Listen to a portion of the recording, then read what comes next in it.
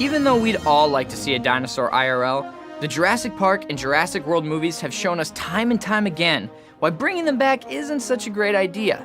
But I mean, still, it'd be a little cool, right? Well, hold on to your butts, because there's a way to satisfy your dino revival fever.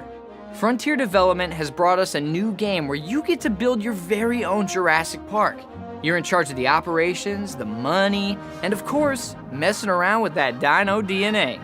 So to help you create and operate the best park possible with minimal losses, welcome to 5 tips for Jurassic World evolution.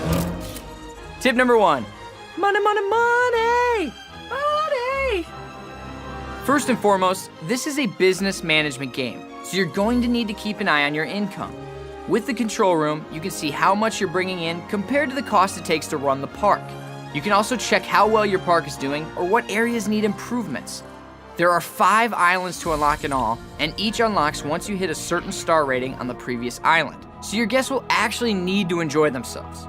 Besides earning money from visitors, you can earn it through missions and contracts from the 3 main departments: science, entertainment, and security. Just try not to build too much too quickly, or you'll likely run out of money before you get anything actually accomplished. Going broke at any point in the game is bad practice, because you never know what sort of emergency you'll be hit with next. If you do find yourself low on cash, you can deactivate the buildings you're not using, which will save on cost and power. This trick is especially useful when you're just starting up on a new island, because money does not transfer from one island to the next. But really, you're better off prioritizing the stuff that makes you the most money the quickest: dinos, missions, and contracts. Tip 2, build it and they will come. People like danger and excitement.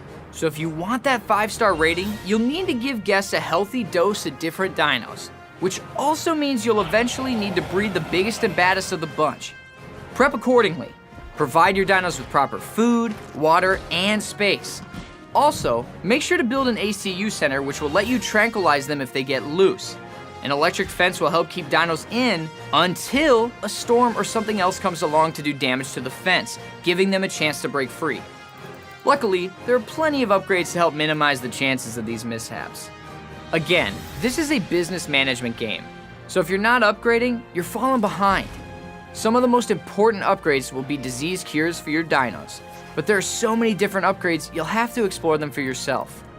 Just don't upgrade everything willy-nilly. Some upgrades will cancel out the effects of others, so think before you research.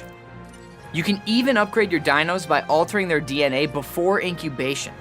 Research will allow you to implement many different traits, and the more DNA you dig up of each type of dinosaur, the more you can customize.